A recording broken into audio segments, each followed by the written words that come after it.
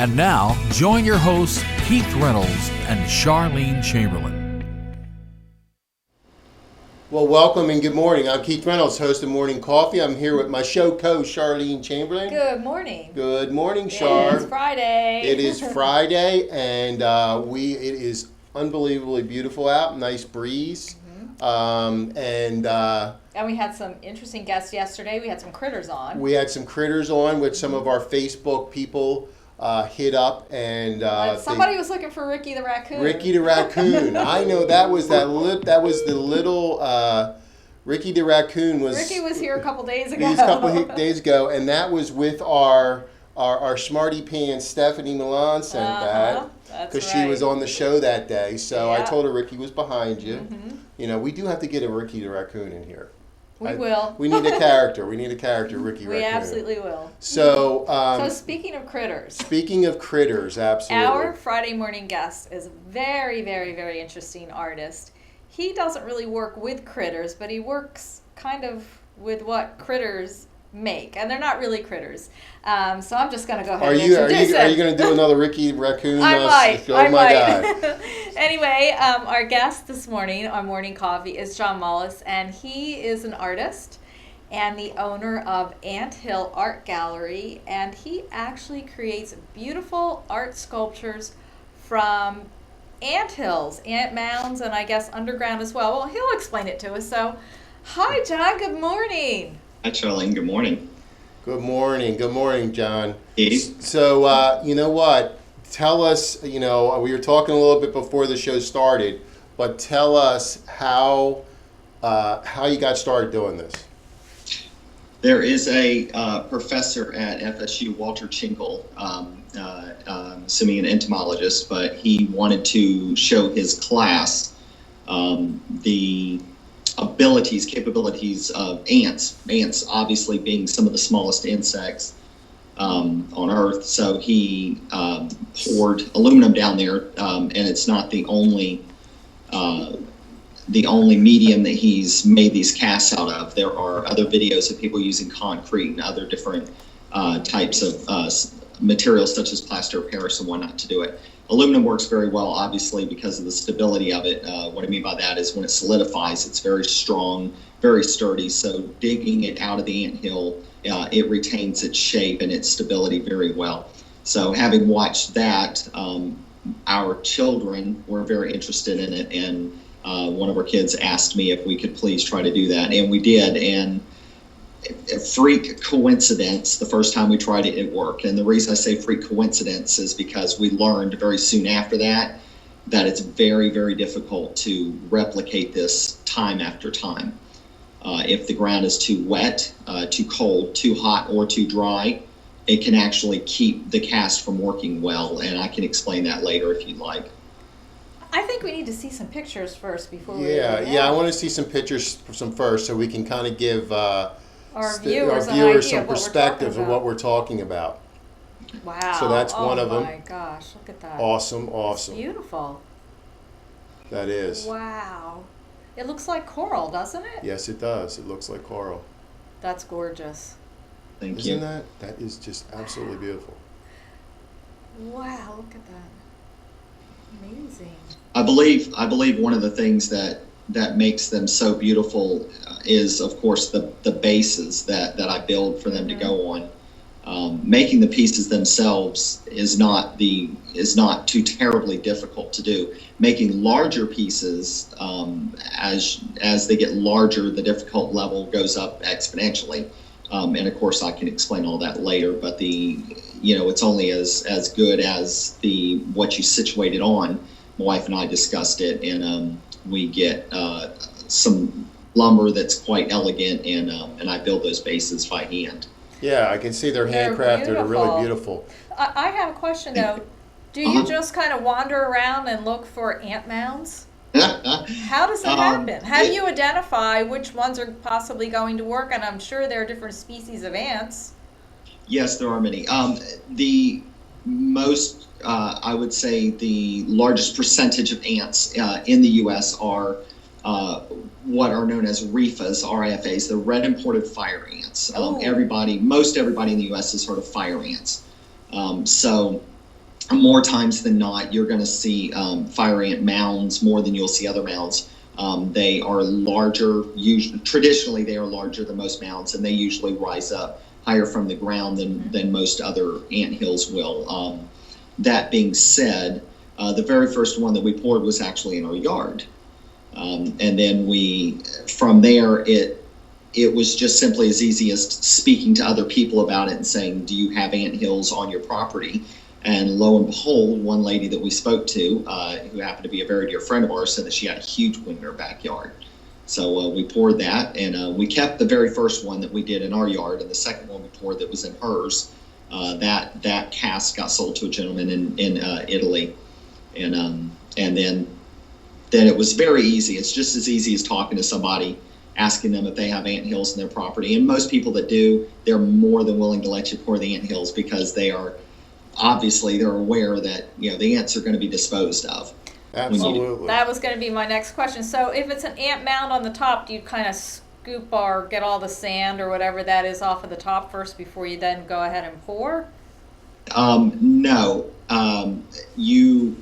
The anthill that is above the ground, there are actual tunnels and chambers within that soil that is situated above the ground. What most people see as the traditional anthill has tunnels and chambers within it, as well as underneath the meeting ground. I know that. So a lot of times we will get casts where when you flip them upside down, you have a percentage of the cast on the bottom will look very, very different than the top half of the cast. And the reason that is because the soil that's above the ground that they have moved from below the ground is not as dense as below the ground. So their tunnels and chambers, they make them differently. It's much easier to make those than obviously in the dense soil down below. Okay. Now, before Charlene gets to her next question, we got to take a quick commercial break, and we'll be right back with John. Yep. For independent living for seniors age 62 and over, People Inc. offers safe, maintenance-free apartments across Western New York. The affordable rent is income-based. For more information, call People Inc. Senior Living at 817-9090. Looking for a cooking oil with a light flavor and reduced absorption so food preserves its natural flavor? One with a high smoke point for stir-frying, sautéing, grilling, and baking? Then choose all-natural Pompeian 100% grapeseed oil, imported from France. Grapes have been a key ingredient of the healthy Mediterranean diet for years. Pompeian 100% grapeseed oil is the chef's choice for high-heat cooking, grilling, stir-frying, sautéing, or even deep frying. And Pompeian 100% grapeseed oil is great for baking too, because its delicate taste does not overwhelm the flavor of cakes, cookies, and other favorite recipes. A key traditional ingredient of the Mediterranean, grapeseed oil is a rich source of vitamin E antioxidant and naturally gluten-free. Buy imported Pompeian 100% grapeseed oil today and find great recipes at Pompeian.com.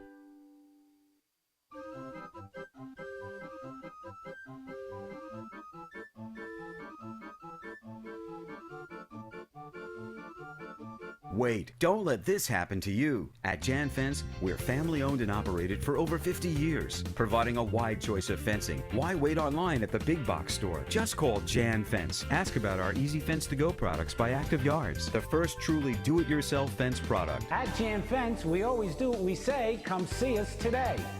Step into an extraordinary world that will excite your senses. Experience our delectable Mughlai cuisine and the magic of tandoori savoir-faire. Let our international award-winning team delight you with a taste of heaven. Enjoy our mouth-watering flavors and our unique flair for excellence. Savor the elegance of fine dining and catering. Shazam Restaurant. Indulge your taste buds.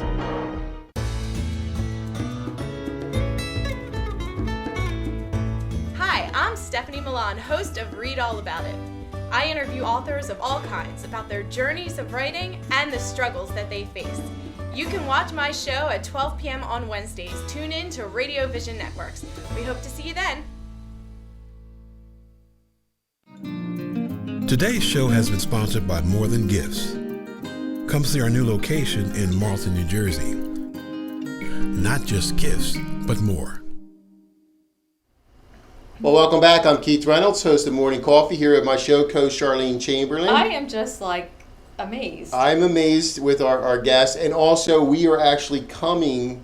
We actually have our guest coming live from Central Florida. Mm-hmm. So we're Morning Coffee's touching Central Florida this morning, and our guest is John Mullis, and he is an artist. He creates these beautiful sculptures from ant mounds, ant mounds. Ant mounds, exactly. Wow. Okay. Yeah. So John, right before the break, we were getting into some questions, and we talked looking at the pictures, I think we don't get a true size or perspective of how big these things actually are. So I know they all vary in different sizes, but an average one's, what's the size of it, like diameter wise?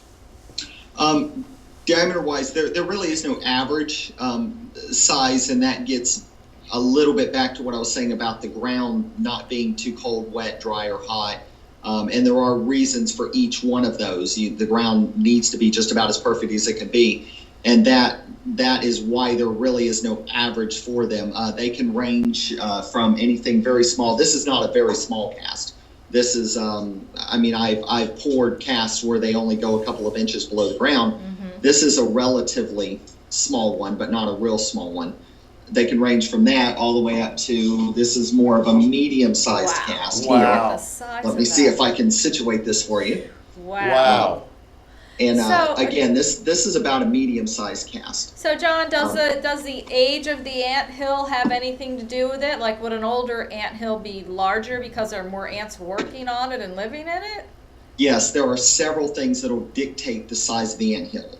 Size of the colony. What I mean by that is numbers. Right. Obviously, the larger the colony size, the larger the anthill can grow, and it can grow faster at a faster rate of speed. Moisture in the ground. Ants always need moisture. They always need a food source as well. So if they're close to any items where they can get their food source or water, the colony is going to grow faster. And the faster the colony grows, the faster the ant hill grows. Okay. Right. Now, John, obviously, and for you viewers out there, don't try this at home. Don't go liquid metal and go try to pour it into an anthill. There's a process to this. There's a process, and it's really, it's an art process. So I'm sure there's some hidden dangers, John. Tell the viewers a little bit about what to expect, when you're doing it. Of course. Don't try this at home is an understatement. I have 8 years of metallurgical experience prior to having ever done this. I'm very familiar with kilns, furnaces, refractory or muffle furnaces. So I have a very in-depth knowledge of safety. And of course, in my 8 years of working with molten metal prior to doing this, I have gotten every injury that most people have ever gotten that have dealt with very, very high ranges of heat. Most aluminum, aluminum in its raw metal, or I should say pure metal form, melts just over 1,200 degrees. Oh my! It's about 1,221. 1,200 degrees. And in order to pour it successfully into a mound, you can't do it at 1,220 because if you do, it will solidify too quickly. You actually have to raise the temperature up to about 1,400 degrees to get a successful pour. Yikes. so that the aluminum stays liquid all the way down to all the fissures and tunnels and whatnot. What do you? I've been burned, bitten. Bitten is the worst. I know most people will think being burned is the worst. The reason bitten is the worst is because you never see them until you have a whole bunch of them on you. And of course, that is their way, I don't want to say retaliating, but protecting their ant mound, of course. There are so many dangers seen and unseen that a lot of people just don't think about when trying to do something like this. There was one gentleman, I watched a video, who actually caught his yard on fire and was unaware that he had done so because he had turned his back on the anthill and walked to a different location. And meanwhile, his yard is on fire. We keep several gallons of water and a very fresh fire extinguisher with us at all times. Fortunately, we never go any far distance. We're always in very close proximity of the anthill when we pour it until everything has, solidified and we're ready to dig up the mound. I have a question. How do you handle that liquid? I mean, number one, what do you use to heat it and liquefy it? And then how do you transfer it from whatever that vessel is to the mound? That's a good question. The gentleman whom I spoke of earlier, the professor at FSU, he built his own furnace, and he used a material called ceramic fiber insulation. It's very similar to regular fiberglass insulation that most people are familiar with, only it's not made with silica, which is where glass comes from. It's actually made from ceramic. It can withstand several thousand degrees of heat. So, and of course, with my history with molten metals, I'm familiar with what works great as refractory cement. You don't want to use traditional refractory cement because these things are moved. The furnace is moved to several locations within maybe an hour or within a day. So you don't want something that's going to weigh obviously 200 pounds. So the ceramic fiber is extremely light. It's very easy to pick up the furnace and move it. As far as pouring or the vessel that we melt in, I make my own crucibles. It's an art that I learned in working with metals prior to doing the Anthills. And in doing that and having that knowledge, I'm capable of creating my own size. So I have a very large crucible that I use, which gives me kind of an advantage over anybody else that would want to do this. And what I mean by that is I have the capabilities of melting somewhere between about 40 and 50 pounds of aluminum at one time. So most of the anthills, even some of the largest ones that I've ever casted, are between 30 and 40 pounds. So chances are I'm not going to run out of aluminum while I'm pouring an anthill. Right. Wow, that is amazing. I know. We're going to take another quick commercial break, John, and we'll be right back. And we want to get into the process of actually, after everything's poured, getting it out of the ground and kind of finishing it off. Yeah. So we'll be right back after this commercial break. Here, we have an attractive orange and a distinguished apple. The two similar, but opposites. Theory, a wingman is needed, or perhaps a wing lemon. A friend to the orange and an acquaintance to the apple, the lemon brings the two opposites together. See, with a little fresh thinking, the universe can be surprisingly smooth.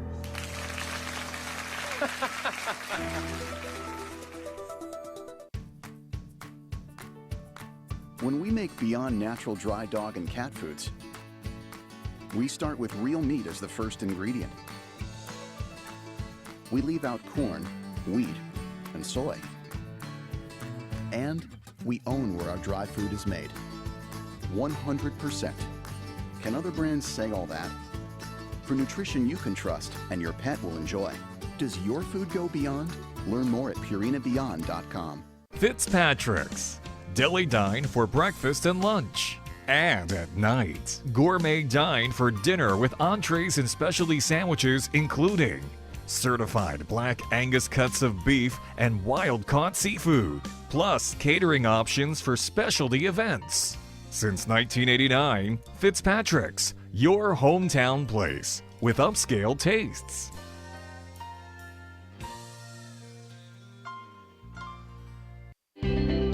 Apple Ridge is about freedom. Apple Ridge is about community. Apple Ridge is about home. Apple Ridge, everything you want, more than you expect. Welcome to your new neighborhood. Apple Ridge Senior Living. Enjoy a maintenance-free, affordable luxury lifestyle today. Visit appleridgeseniorliving.com and find out more about the Apple Ridge experience.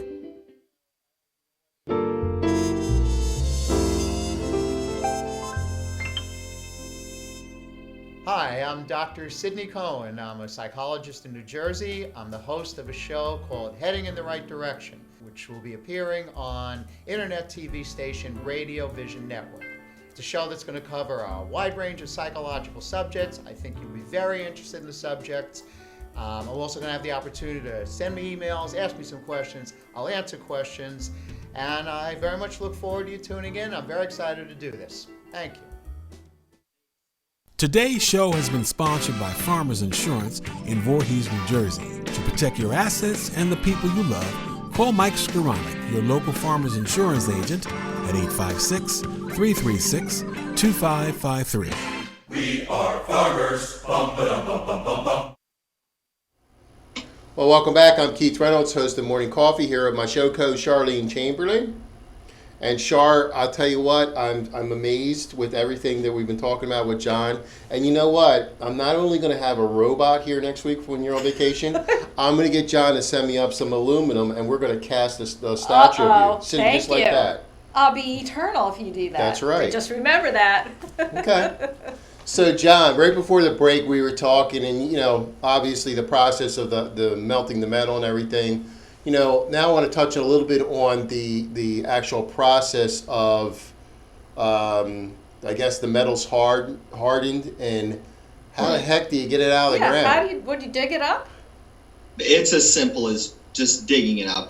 That's about as I say it's as simple as digging up. It's not that simple when you do it. The act of just digging up, that is how you get out of the ground. Well, how far?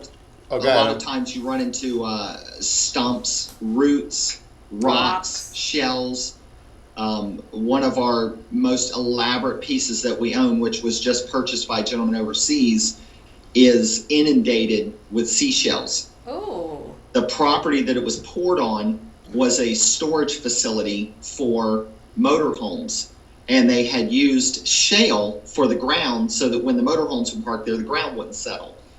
Well, they developed an ant problem there, and we poured one of the ant hills, and upon digging up, which took an amazing amount of time to actually do because of all the shale, but when we pulled it out of the ground, it was just gorgeous. Oh, wow. But yeah, you run into roots a lot and stumps, and there have been a couple of casts that you just cannot recover because they are embedded in a stump, where unfortunately, in order to get the cast out, you would have to basically just uproot the entire stump. Yeah. Well, now, John, okay, so when you're pouring it in and everything, does it, because I don't know where you start to dig. I mean, does the ground kind of smoke where, the perimeter, so you know where to at least dig outside those lines? Yes, the ground will steam a lot. Any moisture in the ground will turn instantly to steam, obviously because of the heat. You want to start far enough away. There is no indicative level of distance that you want to start at. You just you can judge by looking at the size of the top of the mound. You get a good estimation for how far down or out, it may go. So you want to make sure that you start a good distance from that, and you just very slowly work your way towards it. Once you get down several feet under the ground, you can start migrating towards where the cast is, using your fingers, little tools of the trade and whatnot. Not really tools of the trade because it's not a trade, but you can use little hand tools and whatnot to get closer to it. You don't want to chance compromising a 30 or 40 pound anthill cast because you just shove a shovel down in the ground and you break off one of a great big piece of the cast. Right. Okay. So and then what ahead. is the average weight of the piece? Is it? We try to get it as large as possible for our customers. Obviously, the majority of them want as large of pieces as they can. Yeah. We have a few customers that want the absolute largest that we can make. They have the money in the room, the space, and the foot traffic, to see something like that. Right. But most of our customers want, like the two larger pieces that I showed you, something in that range size, but they're usually between about 25 and 35 pounds. Wow. That's about average. We've done a few that are considerably larger. Most of them are in that range. Now, John, when you get it, when you get it all cleaned off and everything, and I'm sure there's a process to that, but do you have to treat it with anything to keep it, kind of? Yes, and fortunately, my history with metallurgy, or working with metal, I understand more than most people about the oxidation of metals throughout time. Aluminum is no exception. It oxidizes in just regular plain Jane air. As we all know, any metal like iron, steel, copper, anything will oxidize over time. That being said, the casts, when I'm through cleaning them, finishing them, I bead blast them to make sure that they're about as smooth as they can be, which bead blasting is not the same as sand blasting. But when they're nice and smooth, they look about as good as I think they can look. Then I actually finish them with a coat of really high gloss chrome enamel. And that creates a migration barrier between the aluminum and the air, the surrounding air, so that the aluminum doesn't oxidize over time. Other anthills from other people that create them, if you just simply put them on a shelf over a period of time, you will notice it'll start to develop kind of a white haze on it because of that oxidation. Now, John, I'm a customer. Can I get a color added to this or anything? Of course. Just if you can think of it like any enamel paint, you know, they come in all colors of the spectrum. Right. I've had one gentleman actually ask me if I could do a rainbow for his, let's just say for, you know, his personal preference. He wanted a rainbow. Well, you know, it's funny because Charlene said it's about coral, and coral's very beautiful with colors. That's why I was thinking like you could really make it look kind of cool with a bunch of different colors and stuff like that. Kind of beige, kind of pinkish. That would look awesome. Yeah. Very cool. But you give it a chrome finish, so it's shiny? Correct. Yeah, it really has a gorgeous contrast when you put it on the bases that I build and any lighting. I used to offer what's called RGB LED lighting, which is they're LED lights, but they're RGB is red, green, blue, and the remote control you can change the different colors of the lights, and the silver or chrome, I should say, finish will reflect all frequencies of light. What I mean by that is all colors of light will actually reflect from that. Whereas if you paint it a specific color, then all light will be absorbed with the exception of that color. So if you paint it green, you're only going to see green. Right. John, so that's another reason why I use chrome. You definitely have this down to a science, man. That's awesome. That's cool stuff. So we have to wrap up, but where can listeners and viewers find your products? Thank you. The most way that I'm contacted is through Facebook. It is Anthill Art Gallery. I also have a website, which is anthillartgallery.com. I do have the YouTube channel, Anthill Art Gallery, and I do have some videos that I will be cutting and pasting together in the near future. I can be contacted via Facebook or through our website. There are contact methods on both of those. And there are lots of pictures of most of the casts and bases that I've built on both of those, on Facebook and on our website. Okay, awesome. Great. So for you viewers out there, please check out John's website. Quite honestly, I found John through my 15-year-old who likes to explore Facebook on different things, and he came across you and he goes, Dad, this is neat, you got to have him on your show, and that's when we contacted you. So really, really neat stuff, and I wouldn't have found it without him, so thank you, Benjamin. All right, thanks, Ben. So like I said, listen, check it out, and you know what? Buy an anthill, because you know what? I tell you what, it's really the neatest thing I've seen. It is. John, till next time, and you know what? You're our Florida connection now, so anything going on, please let us know, and we'll bring you on. All right, we'll be right back after our next guest.